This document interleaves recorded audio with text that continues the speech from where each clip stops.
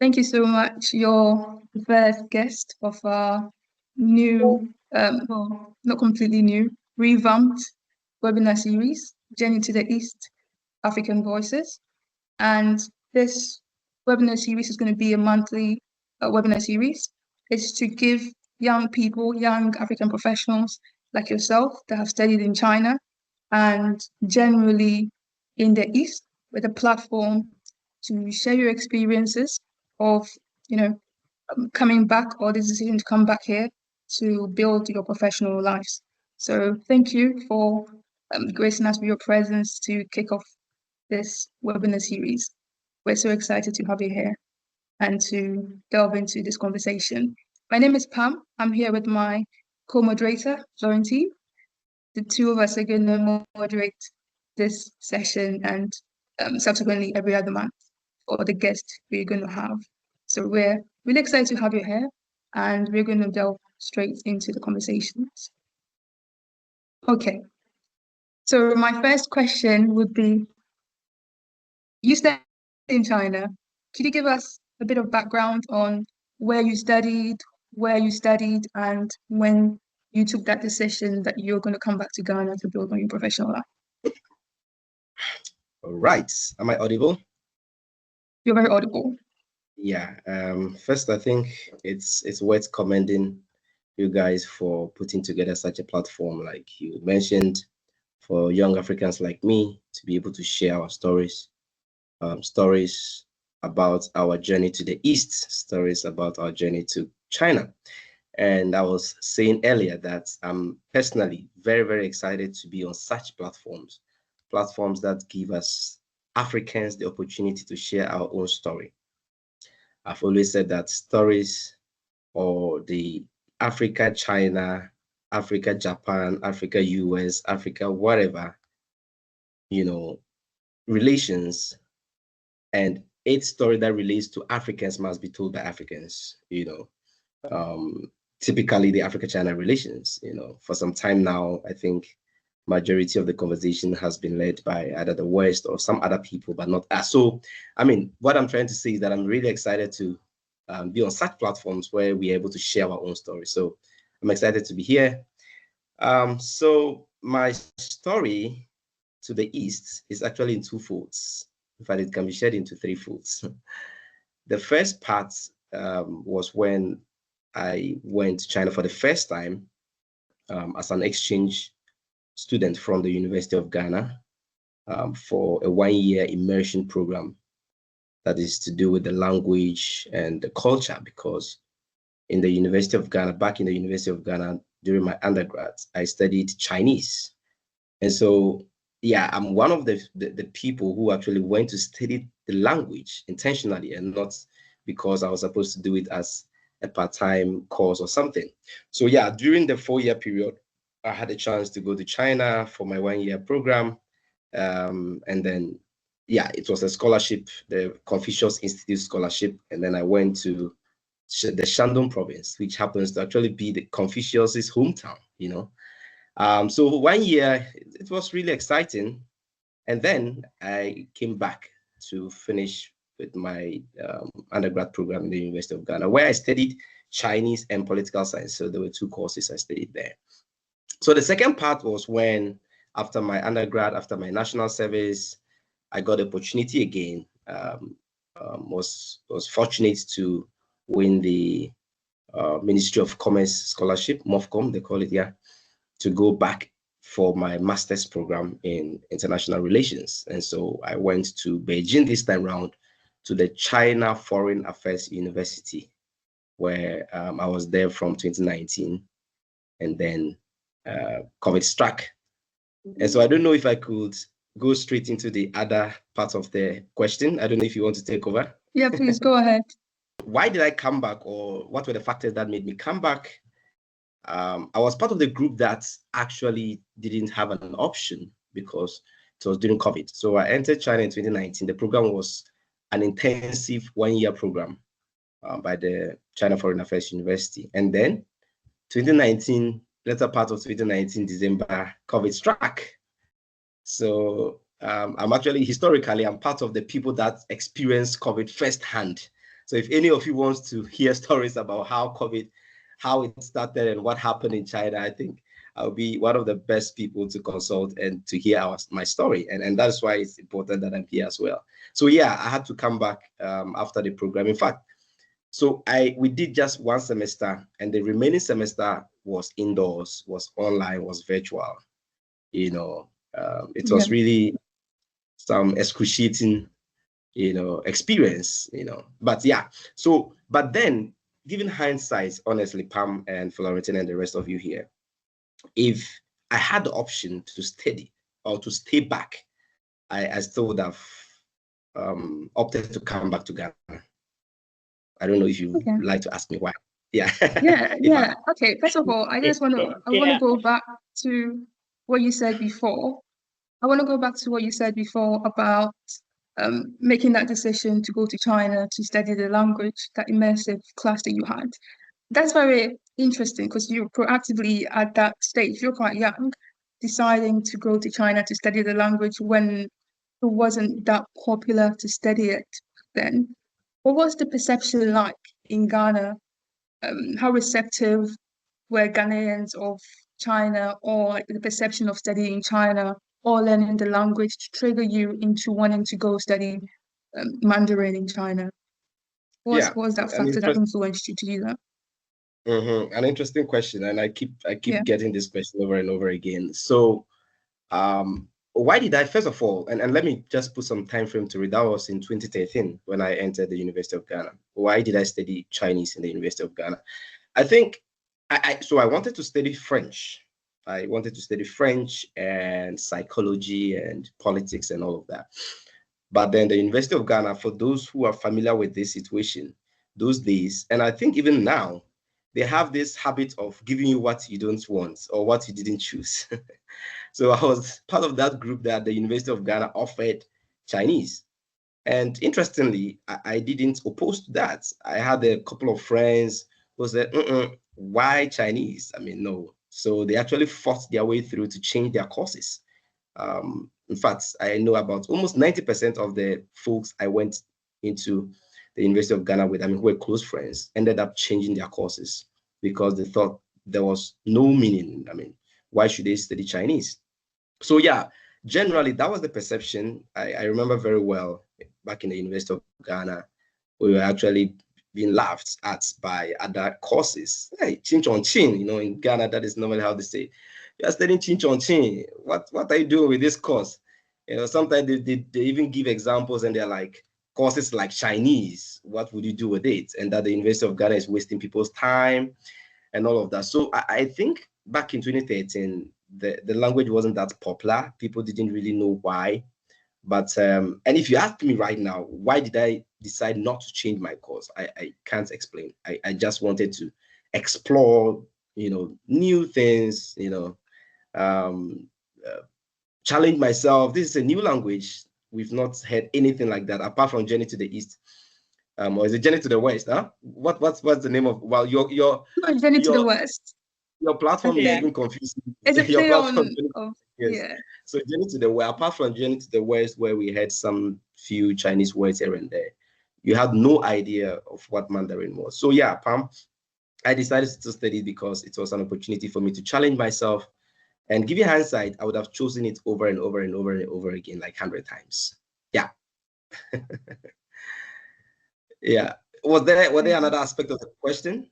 No, that was it. So we're gonna go to you saying that COVID was really what was a push into you coming back to Ghana, and you said that you're gonna make the same decision even if there wasn't COVID. So why would you have made that decision to come back to Ghana to start your professional life when, of course, there's always the chance of going elsewhere or probably staying behind in China to start your professional career there? Yeah, good question. Good question.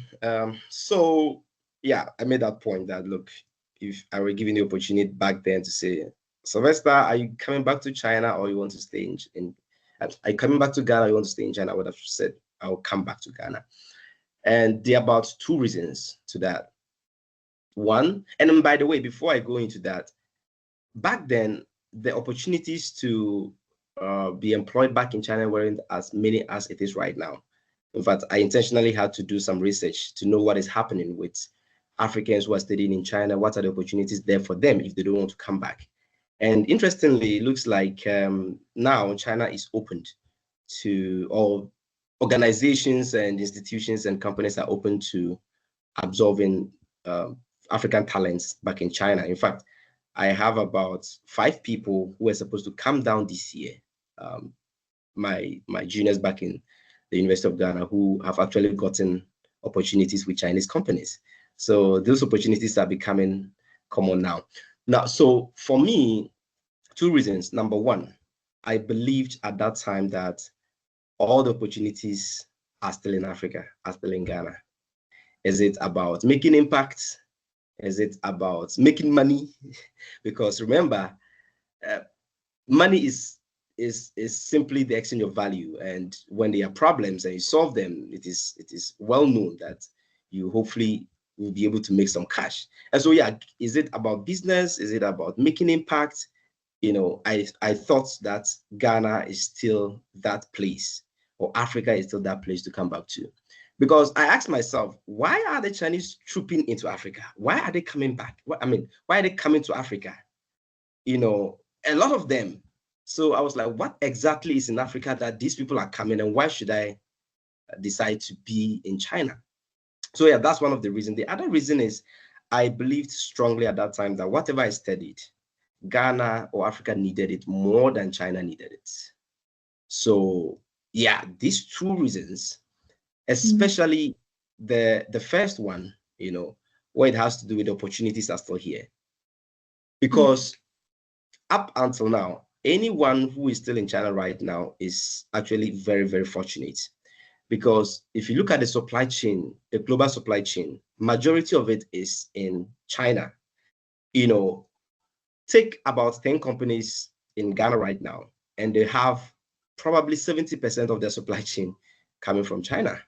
So if I got the opportunity to be in China to build all these relationships, to know, you know, some Chinese businesses and companies, why don't I come back here and explore some business opportunities? Besides, at that time, I knew that when they come here, they would need certain services.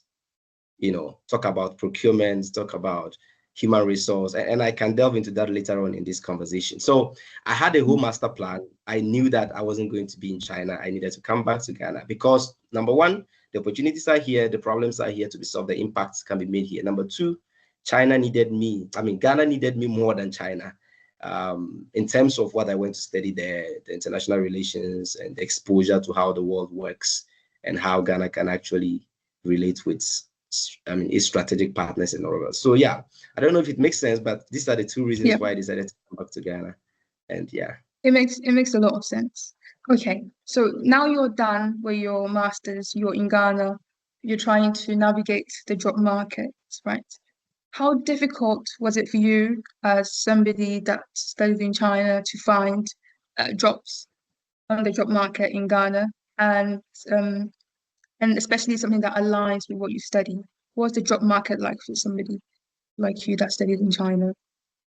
Yeah, so in fact, before I came down, I knew what I was coming to do. So for me, typically, and I'm happy to hear other people's stories in terms of they applying for jobs and how that's turned out for them. I knew that when I came back, and I came during the COVID time. So 2020, it was all about lockdown. Everybody was inside. So yeah, nothing much to do. Even though I explored some few, you know, businesses here and there in the apartment I stayed, I decided to stock my room with pure water, sachet water to sell to my apartment neighbors. I mean, my co-tenants during the COVID time. Just wanted to test my entrepreneurship prowess during that time. So yeah, during that time, I actually was contacted by someone saying that, hey, and I stayed at Kaswa at that time. Someone said the Chinese company needed, you know, an interpreter to employ. And that is actually what is happening right now. Anyone who is on this call, who is privy to this, knows that if you speak Mandarin right now, unless you don't want, there is no way you can be unemployed. And it's because I know this on regular basis. In fact, just last week alone, more than 10 people contacted me. We need people who speak Chinese to employ as that, and all of that. And they're always on our necks looking for someone. We can delve into that later. But yeah, so I didn't have any challenges looking for a job. But as of now, they still chase us, especially those who speak the Chinese language. So I didn't have any challenges applying for any job. I just went straight working with a Chinese company for 3 years as the CEO's, personal assistant, and doubling as an interpreter for the company and the human resource. Those who have worked in Chinese companies know that when they employ you, they want like 10 in one. They employ you as the interpreter, you end up working as the human resource, you end up working as the procurement manager, the financial manager, the marketing manager, the production manager. It's crazy. Anyway, so yeah, Pam, I didn't have any challenges finding a job. I am happy to hear other people's stories because I have heard that certain organizations are not recognizing certificates from China. I don't know how true that is. I hope that is not true, but I believe that probably there are other people who are happy to share their stories about how they have navigated their way back in Ghana. Yeah. Yeah. So clearly, you being fluent in Mandarin has played such a significant role for you in terms of your It is. professional life. But you It is. also mentioned earlier that you had friends that stayed behind like this year to work in Chinese organizations. Do you think that how important is it to be able to master or have command of the language to be in such a position? Would you advise African students there to really get into the language to be able to benefit from such opportunities? Yeah, good question again. And in fact, the way the system has been designed in China for African students studying there, it's in a way that automatically you get to study the language. I don't know how many people have been there before, but you have this 1 year compulsory Chinese language course that you have to take, irrespective of the program you go to read. Either it's in medicine, it's in engineering, or different courses. So yeah, we have that opportunity automatically. And let me just be quick to say that, look, it's very important for the Chinese organizations that you speak their language. Okay. Now, Huawei employed one of them. So I told you that I have about 5 of my juniors who are currently in China who have been retained. Huawei reached out to employ some of them, and they were very, very key on the language ability. They needed someone who could at least interact with his fellow engineers or co-workers at the work site, because and that is why I say that speaking Mandarin right now is very, very important, because language is a bridge, in everything. So especially business, language is very, very important. So the language is important. We have that opportunity anytime we go back. I mean, when we are there to study.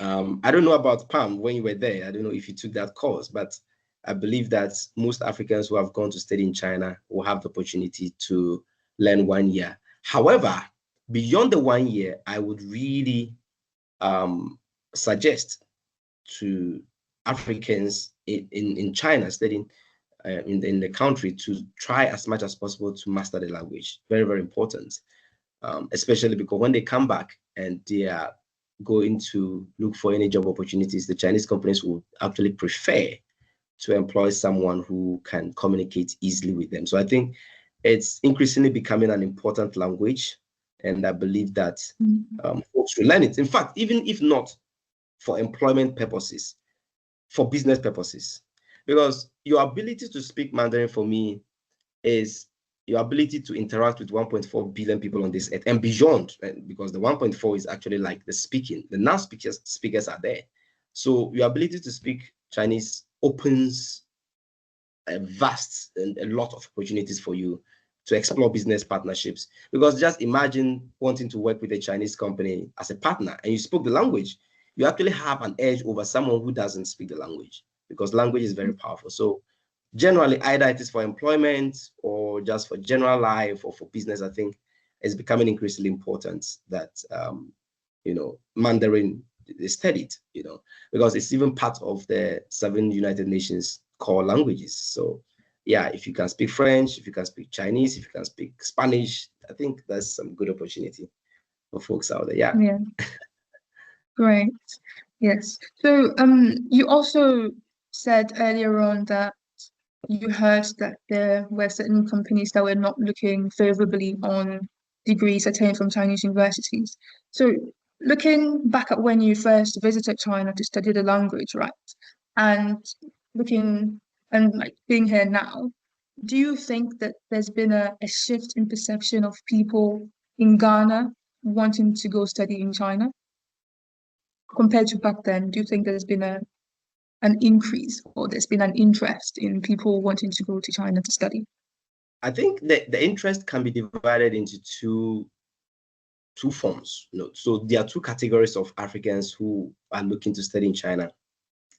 There are those who are genuinely interested in having their education in China, furthering their education in China, and there are those who are doing that out of the opportunity to get scholarships, right?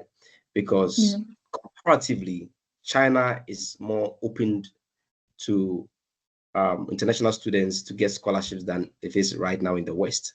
So yeah, there are these two categories.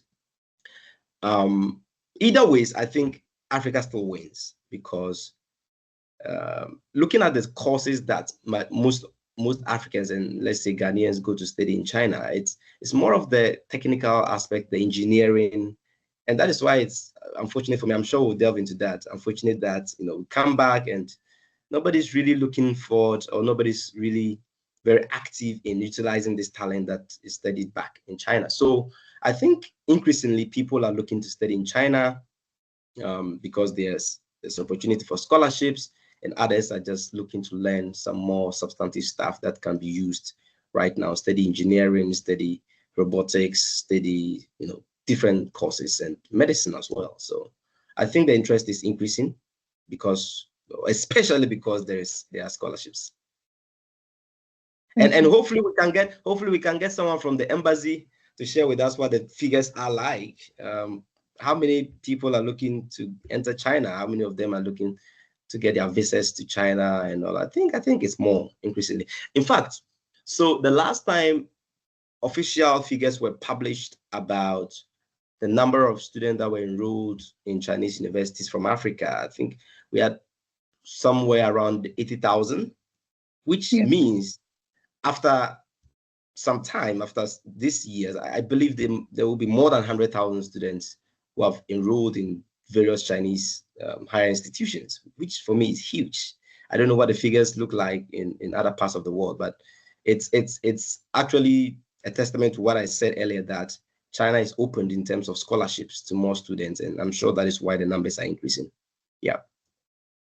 Yeah, definitely. It'll be really, really interesting to see over the years the numbers of African students that have gone to study in China, just so we can make that comparison. That would be really interesting. Okay, so I know you're really into entrepreneurship and business. Could you tell us a bit more of what you do since you've been in Ghana? A little bit more.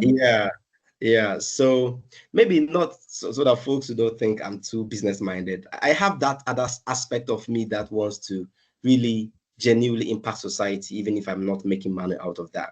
And that's actually what informed the couple of initiatives I took since I came back, especially in the Africa-China space. So about 80% of, or maybe 70% of what I've been engaged in for the past 10 years has been more of the Africa-China, Ghana-China stuff. Either it is business related or something else. So yeah, back in 2019, with a colleague, a couple of friends, we saw that the Africa-China relations and conversations around it is being handled by non-Africans. And so we said that is unacceptable. Africa-China relations and Africa's views about that must be said by Africans, or must be narrated by Africans. So in an attempt to give more voices, more opportunity for more Africans to air their views on China-Africa relations, we we formed the Africans on China platform, which is still existing right now. It's a platform that sought to, amplify African voices on China's relations with the continent. And we have so many views, especially from young Africans. So yeah, it's something that I'm very proud about, because what it means is that right now, if you want to know about, let's say, China, the death trap narrative, what do Africans really think about that? At least there is a platform that you can easily find this, to watch or to read from, which is the Africans on China, especially from young Africans, young African professionals. So in 2019, the platform is still there, even though we've been a bit slow due to some challenges. But yeah, it's something that I'm proud of, the Africans on China project. In fact, beyond just posting views of Africans online or on the website, we actually began the Africans on China Campus Leaders Ambassadors Program. Now, this was an attempt to bring young Africans together in the various campuses across Africa and informing them about China. Because either we like it or not, China is here to stay. The question is not whether we are waiting for them to go back and no. Right now, the most important thing to do is how do we deal with China? And so we said, okay, let's start from the universities. Let's bring together young folks who are interested in the subject. Tell them more about China, because I feel like most African government leaders don't actually know how to deal with Beijing. It's like all of a sudden we are there, and then this Eastern giant is here. Now, how do we deal with him? Most African presidents, most African government leaders are now figuring out how to deal with Beijing. Now, it will amount to nothing if they don't understand Beijing. And so that was what informed our Africans on China ambassadors, a campus ambassadors program. And interestingly, we had this campus ambassadors program running across 7 universities in Africa. Nigeria, about 2 universities in Nigeria, University of Ghana, we had the Koforidua Technical University. Now go to Rwanda, we had one there. Go to, which other country was that? About 5 countries, And it was really interesting. We brought together people like Eric Orlando, Hannah Ryder, and all those, experts in the Africa-China relations to, expose to these young people what China really is from the business perspective, from political perspective, so that in the next 10 years, that was the idea, in the next 10 years, we would have leaders across sectors, being it in the business, being in the politics, who have the know-how on how to deal with China, on how to deal with business partners, because to be fair, China is one of the most distinct countries in the world in terms of its culture. This is a country that has culture, of more than 3,000 years. Their chopstick culture has been there for many years. How they eat, what they do, so complicated. And so we need people to understand this country. We need people to understand the people from this country. And that was the idea behind it. Raising leaders, informing people, informing young Africans who understand Beijing, because currently this is a country, that is the second largest economy with the second largest economy in the world. We cannot take China for granted at this point.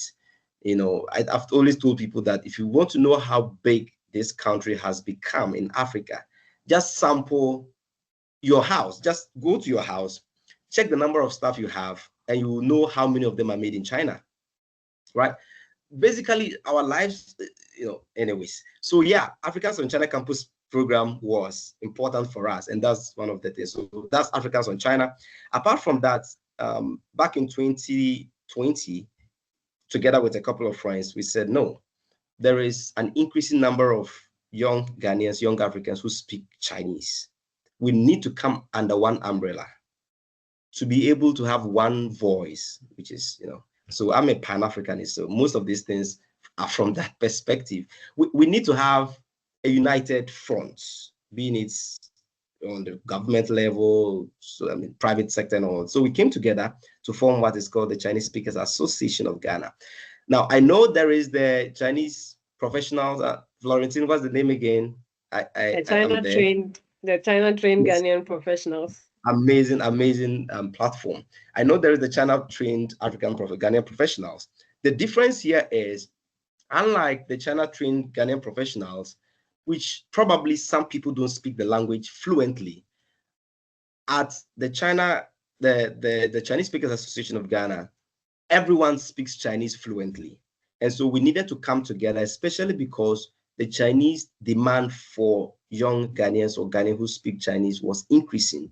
We needed to come together to have a better rate in terms of the remuneration they give.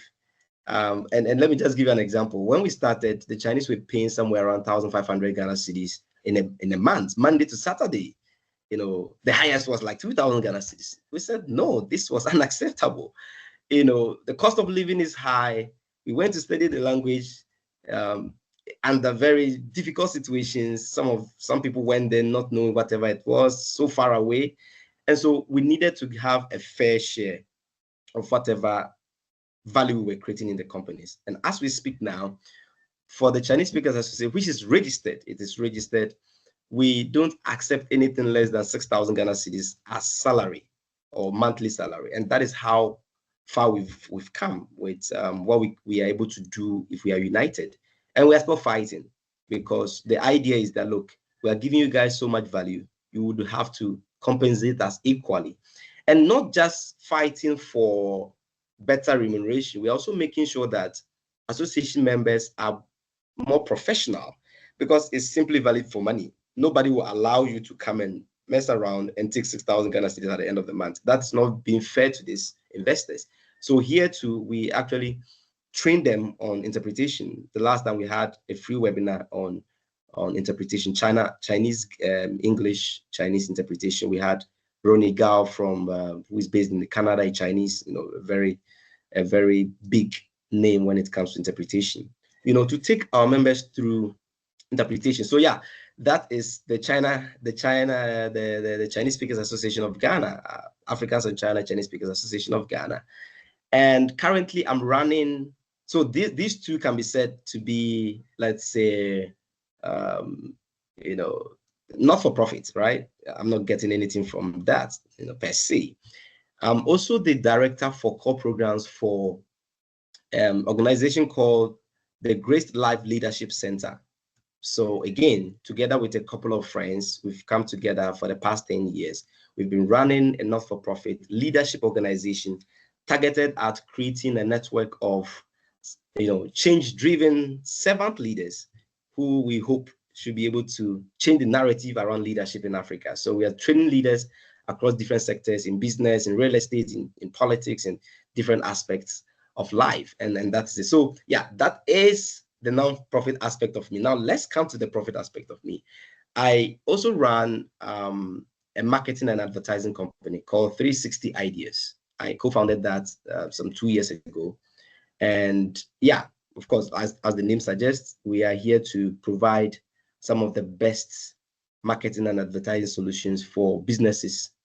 And of course, with my Chinese background, we've currently targeted the Chinese companies who need the marketing and advertising when they come to Ghana and Africa, because it's something that is very critical when it comes to their businesses. So yeah, I run 360 Ideas, and that is it for now. I hope I've not come off as doing so many things. Interestingly, especially the China part of it, they are all synced. They are kind of related. So even though you might see it as, oh, I'm doing so much, but it's all interrelated, and it's actually fun. It's fun. Wow, Sylvester, it's really been interesting listening to you and listening to your story.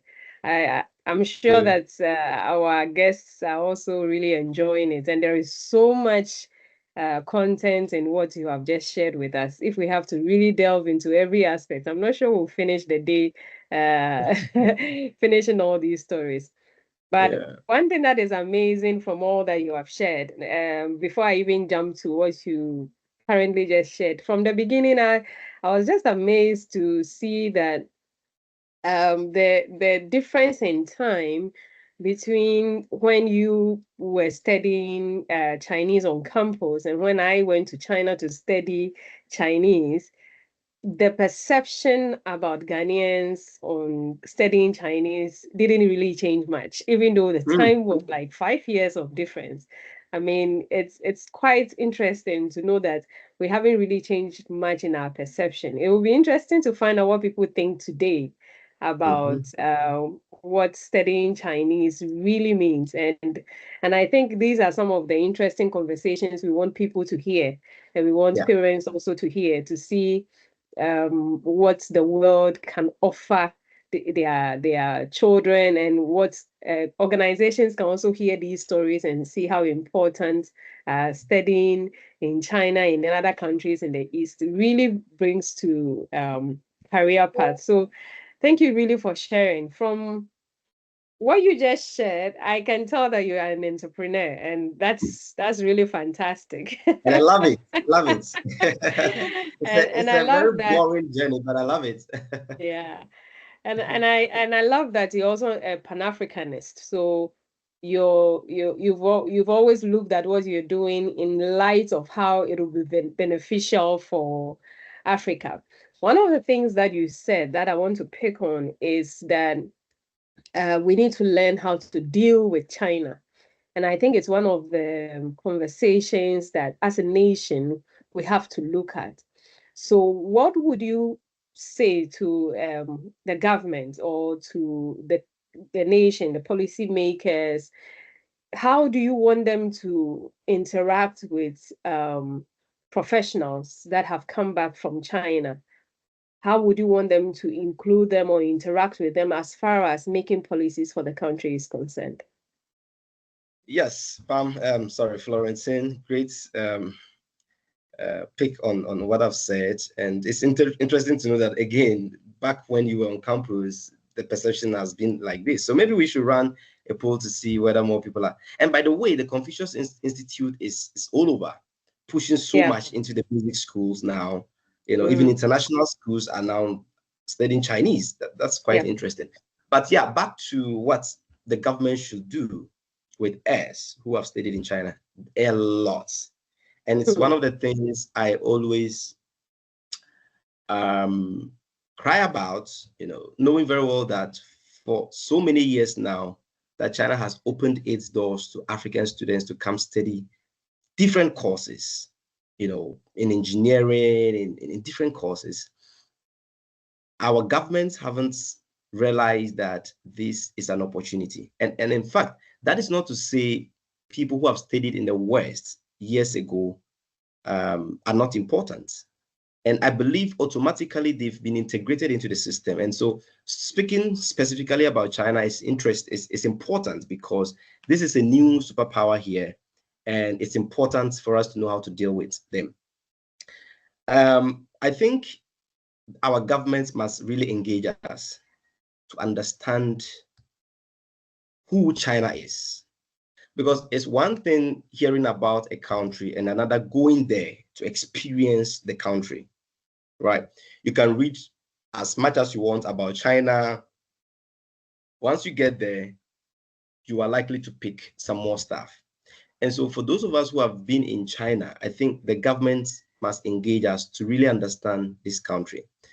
Especially for people like us, and I know Pam is also into that, you are also into that. For people like us who have taken keen interest in reading more about China's rise and its foreign policy and what Beijing is doing out there, and we call it the Geiger Kaif and the reform, the Deng Xiaopings and all of these people, I think they really need to engage us. For instance, somebody has told me before that, oh, China is here for our natural resources. China is here for our natural resources. I says, hold on, that is true.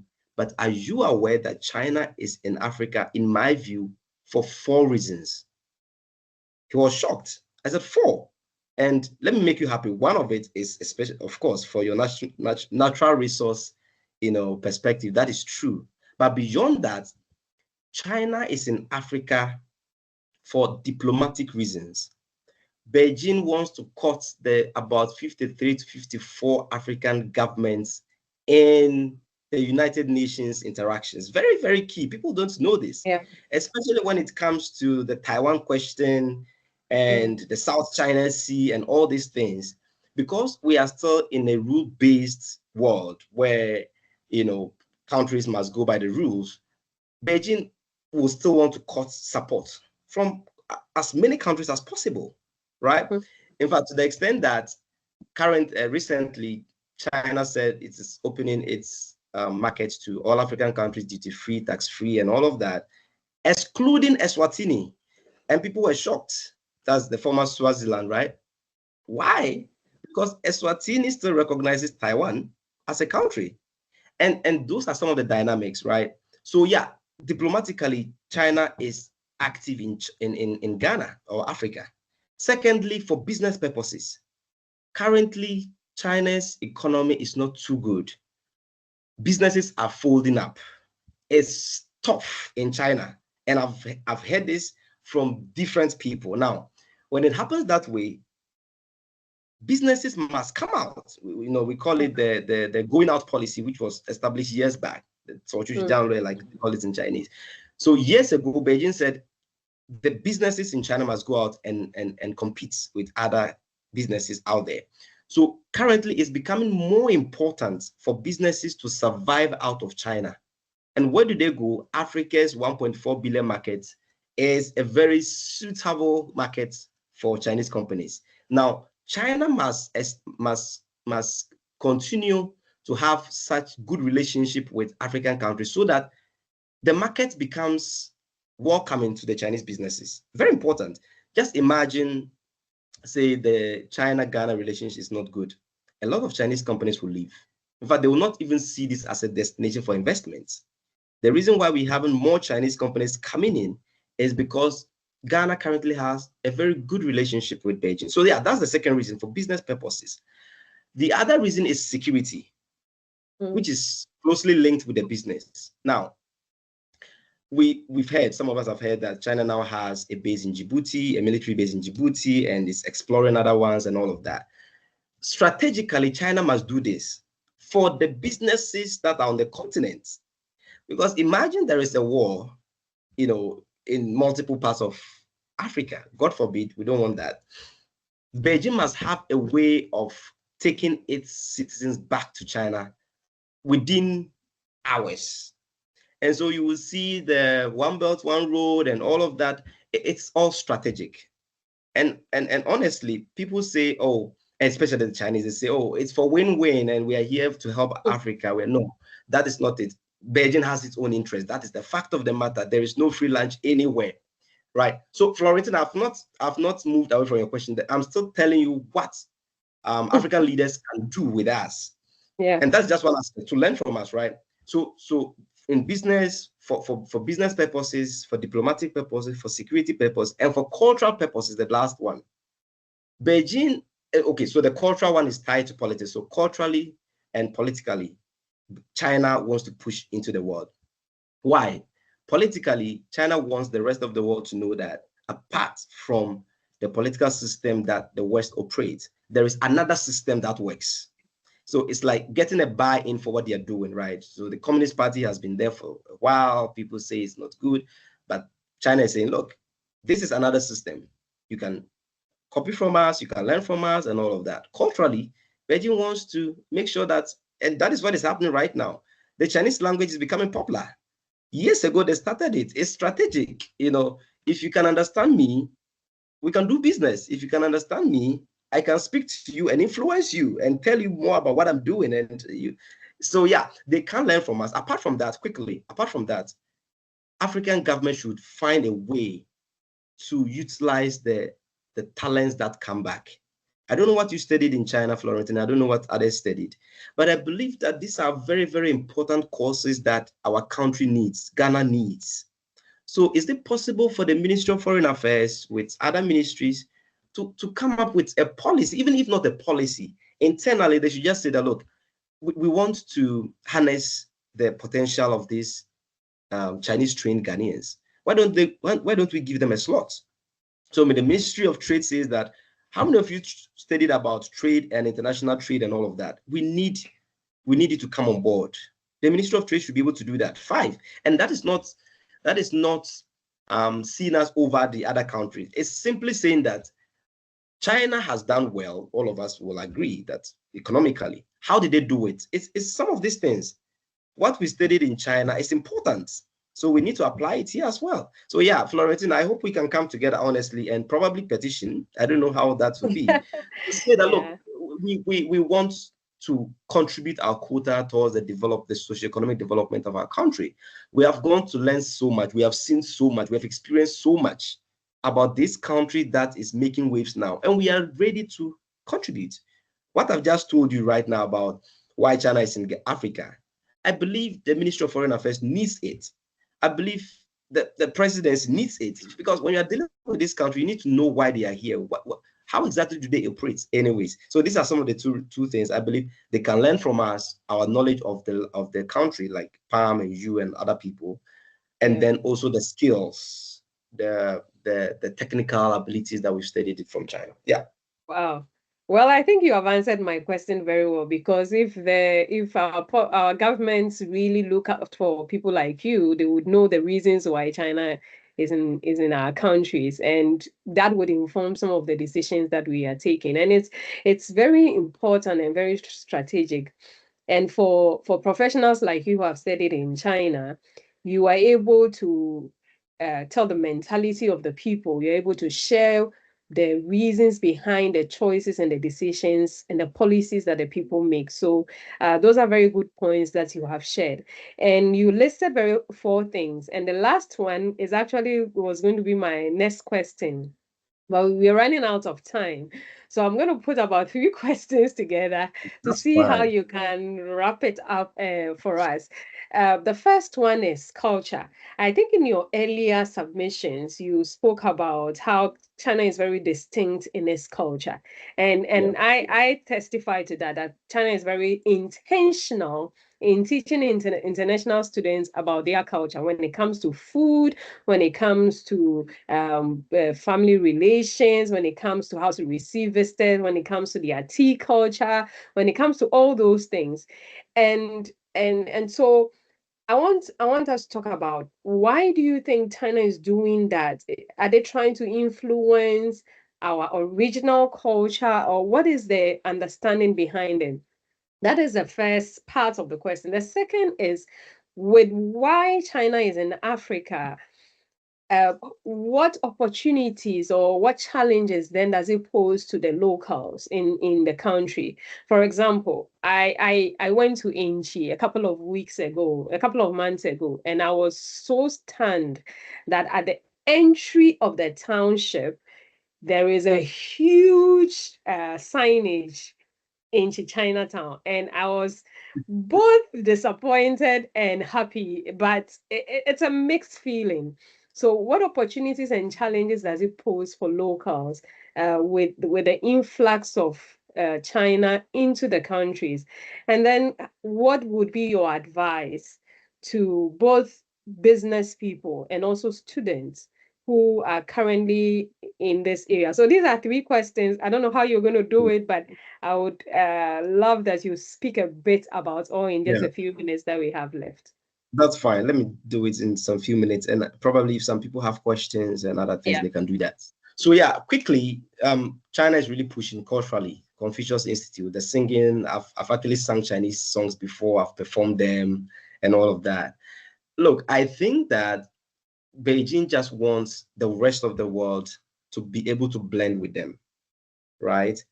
To appreciate where they come from, their tea culture, their different cultures. They just want you to appreciate them, because culture is very important when it comes to a generation or a group of people. So yeah, I think basically that is what it is.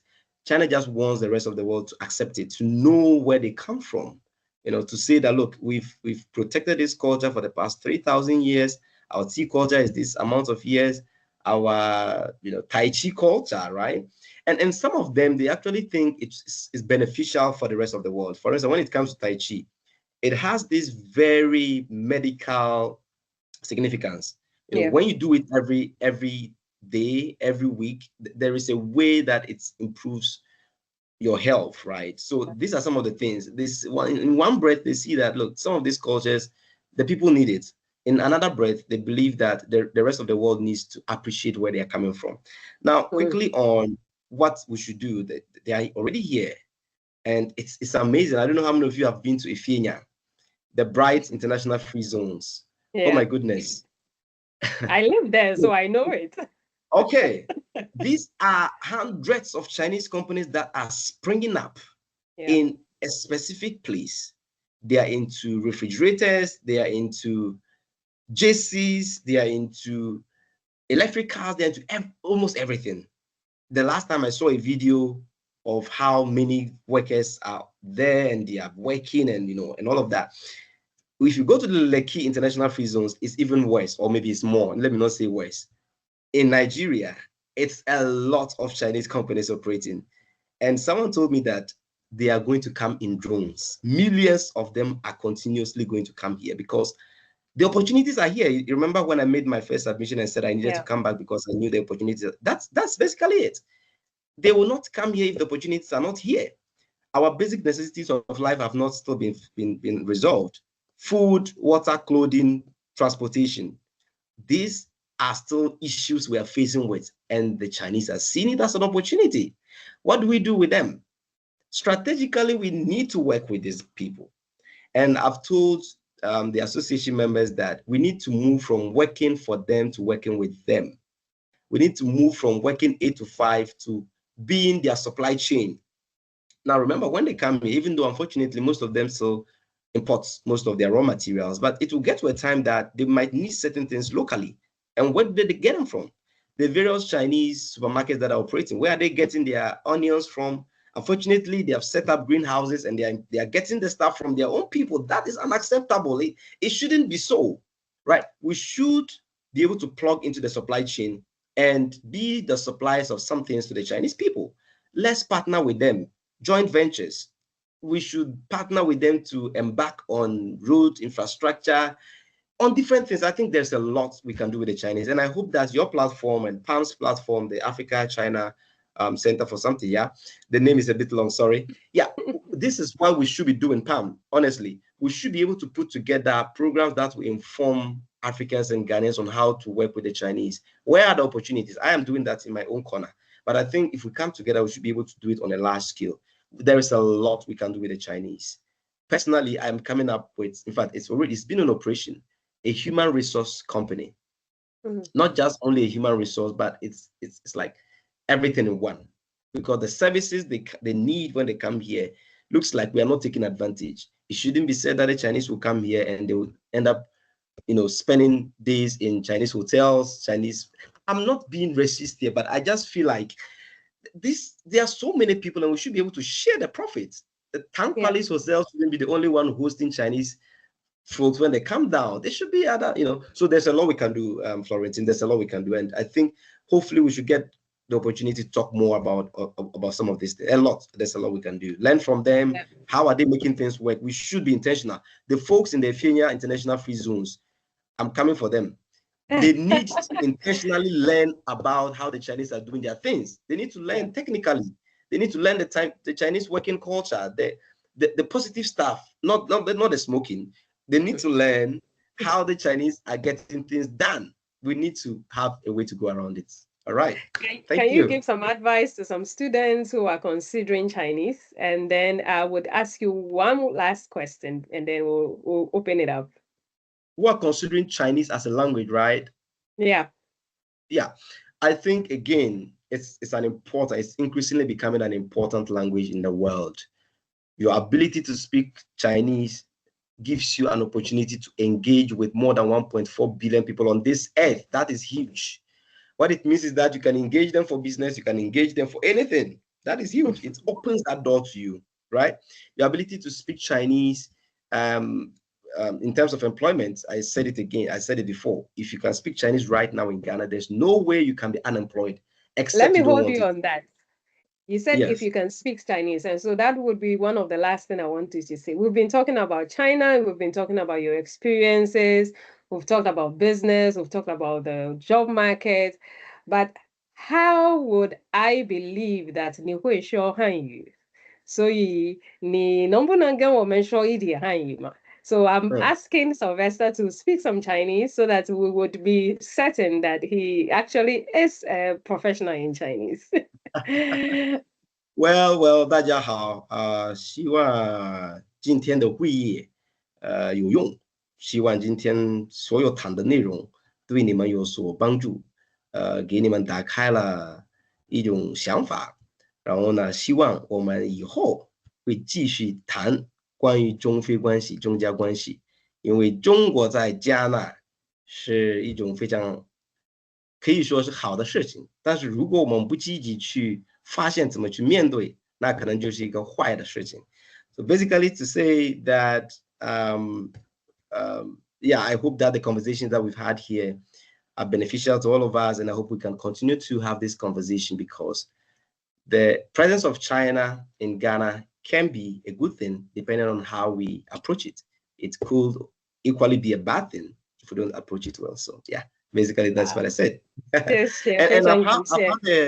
I've had the opportunity over the years to actually interpret for President Akufo-Addo, Dr. Bawumia on a couple of occasions, like the UN Peacekeeping Ministerial, which happened sometime last 2 years ago. And so, yeah, by God's grace and by dint of hard work, I've been able to get opportunity to enter such spaces to contribute what I know with the language. So clearly, this is what I can contribute, and there's a lot we can do.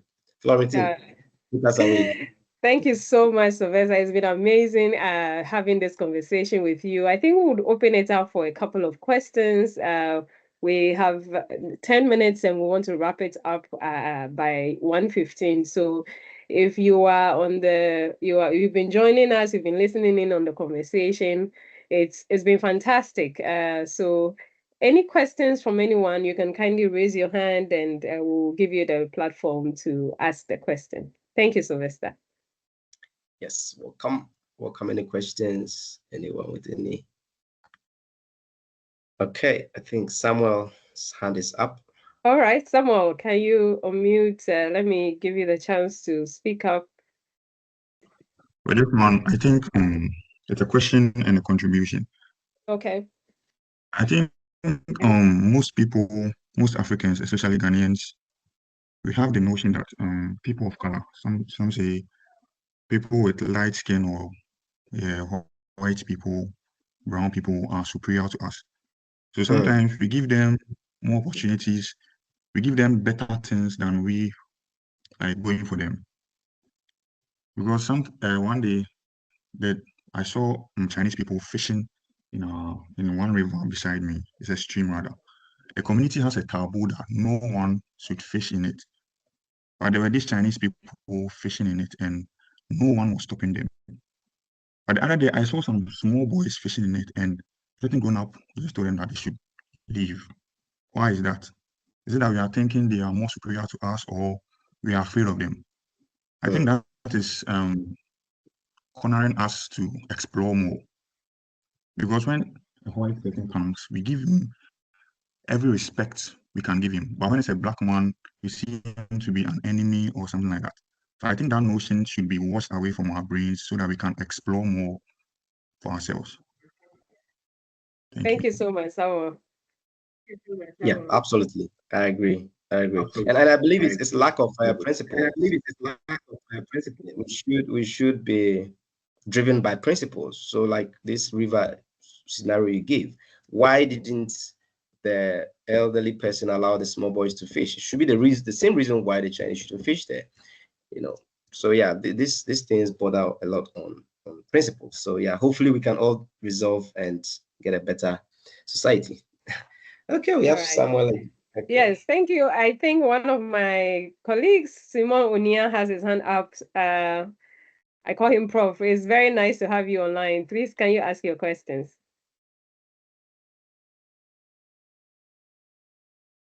Estonia, can you hear us? You have to unmute, please. Yes, I can hear you. Okay. Yes, thank you, Florentine. All right, great. Thank you, Florentine, and thank you, Sylvester, for it. I think this is a great platform for us to vein some of these thoughts, and then hopefully we can make some progress. Two quick things. Number one, it's a question. I don't know if you can get an answer. From where I said I have mixed feelings when I'm engaging with the clients with Chinese. Number one, I have a very big opportunity, but I look at the bigger picture. As a nation and as a continent, we can get far more than what we are getting from them. It is basically a scramble for our resources. In what small way, those of us here gathered, can we help change the narrative of those up there? And hopefully, if God gives us an opportunity to be up there, what do we think we can also do to change the narrative? Because really, it hasn't changed. And number two, it is tied to just what we talked. You see, the Chinese, when they come here, they take their cue from people like you and us, all of us here. The way I treat the next Ghanaian is what they will do to treat these other people. So let's be mindful how we treat our own when we are working with them too as well. Thank you. But it's a good place to talk. Thank you. Amazing. And just so you all know that Mr. Onia was my lecturer back in the University of Ghana, the first people that taught me Chinese. So it all started from the University of Ghana. And Mr. Onia, thank you so much for all the efforts and all the impact you've made. Thank you. Yeah, so quickly. You're welcome. Florence was also part of it. Yeah, let me quickly add in. All right, yes. So we have our senior most people here. So yes, indeed, it's important for us to be mindful of how we treat our people, especially in front of the Chinese. Now, there is this perception out there, and when it comes to labor, the Chinese are actually taking a clue from when they come down. They kind of sometimes are very, very interesting and tricky. They ask you, what is the minimum wage in Ghana? And I've been very mindful about that question. When the Chinese ask you that question, they want to confirm something, right? If you go and tell them the minimum wage is what the Labor Commission has given us so far, which is just, I think, some 300 Ghana cedis or 400 cedis, you are doing a disservice to your fellow Ghanaian. That is not correct. You need to approach it in a more, how do I say it? In a way that is not as if you are saying, look, it's 400 cedis. It has to be a very comprehensive way. So I think it's very important. Some people have said it that, look, if you're chasing the Chinese on labor laws and how much they are paying and all of that, it's not specific to the Chinese alone. Go to Ghanaian companies and the same thing is happening. So assuming the Chinese has a Ghanaian friend and they go to their company and wow, they see that this is how much they're paying their Ghanaian workers, they will pay the same. So, Ms. Oni, I think it's spot on. We need to be very mindful. And secondly, what can we do to change the narrative? Because they are getting far more than we are. I think it begins from us, each of us individually, like we just said right now. If a Chinese asks you right now, how much is the minimum wage? Your response is very important. It's very, very important. So it will have to start from us, those of us who are dealing with them. We need to change their perceptions about certain things in Africa. Very, very important. And then also, if we want to take it up, we need to come together. And that is why I'm happy about platforms like this. We need to come together. We need to be able to petition the authorities. And I'm happy about what we did when this whole Galamsey saga came up last year, where the Forestry Commission said they're actually allowing Chinese to go because there are no interpreters in the country. Oh, that was a very fantastic opportunity for us because the association was already existing. Quickly, I just took my laptop, we put on something very beautifully, and then I sent the letter to the Forestry Commission myself. And we sought to achieve two things. Number one, to let them know that there is an association like that. There is a growing community of young Ghanaians and Ghanaians who speak Chinese as a second language. Number two is to put it on record that there cannot be any argument that any authority in Ghana has allowed any Chinese to go scot-free because there's no interpreter. And I thought we've been able to achieve that. So I think these are some of the little ways we can do it by, personally influencing their perceptions about us. And secondly, if we can come together to do stuff like what I just said, letting the Forestry Commission know that we are here to help. If you need us, we can help. So this will be my thoughts on the response and the question from Estonia. Thank you. Thank you very much. I think I saw another hand. Isaac Nunu, do you still have your question and would you still want to ask it, or you are okay? Well, I wanted to at least just turn it down, but I think that once you give me the opportunity, it's not really a question though. Okay. I think that most of the delivery has been in the area of entrepreneurship and then maybe general national politics or governance.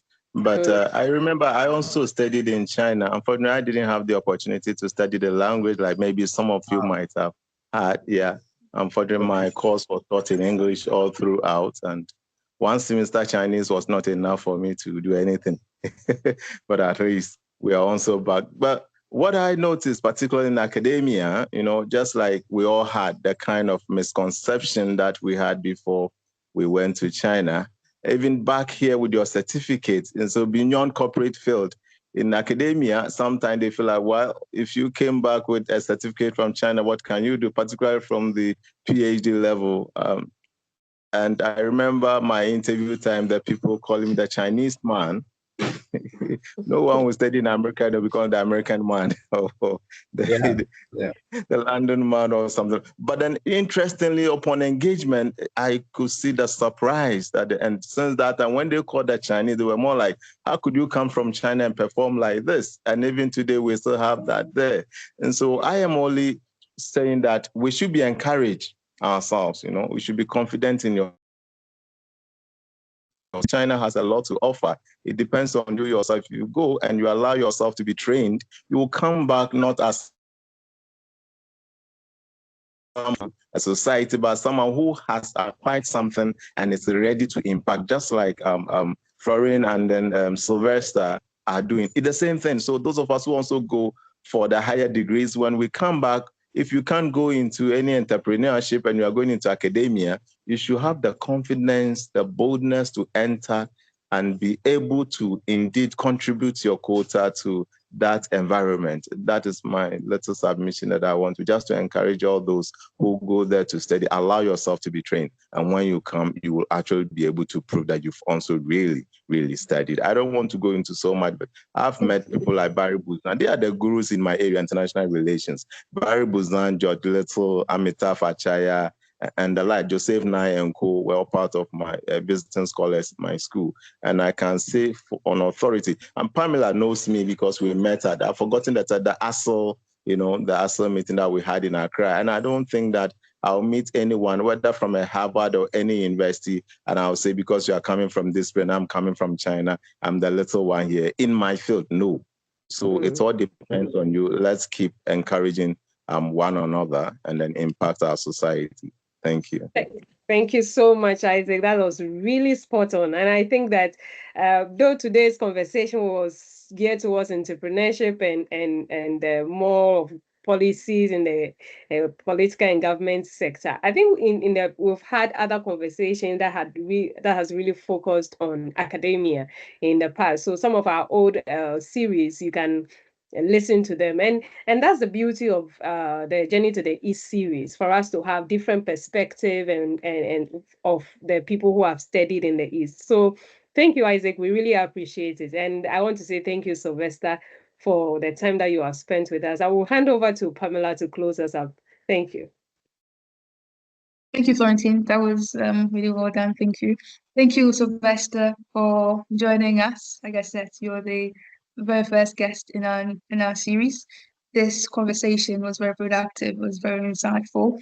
You gave us different perspectives of your experiences of being an entrepreneur in Ghana, and also obviously gave your advice on what you think the government could do to retain or better make use of young African professionals like yourself that have studied in China. This has been a wonderful conversation. This is the first episode of many. We intend to make this a monthly conversation. So we're hoping that all of you who have joined us will join us for the next session next month.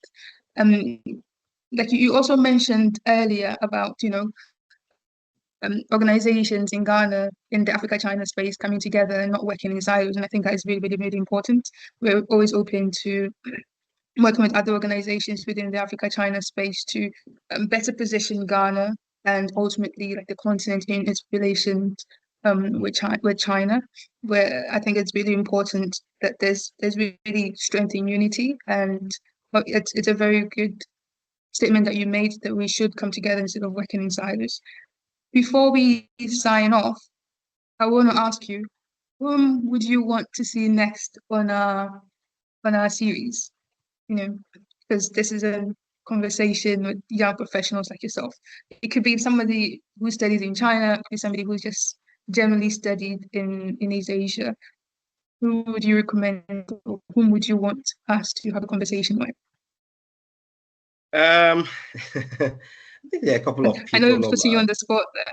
Oh yeah, but nothing right now on top of my mind. But I know there are a couple of you. In fact, I intended to send you a list of them that you could reach out to, hopefully bring them on board. So right now I'm not able to tell, but if you push me to the wall, I will say we should bring Florentine on board. All right. But yeah, I'll reach out with a couple of names that we can consider, and even those of us who are here who could share their experience. I'm really, really looking forward to hearing other perspectives, and that's the beauty of what we are doing. Like you said, I want to hear what other people are going through.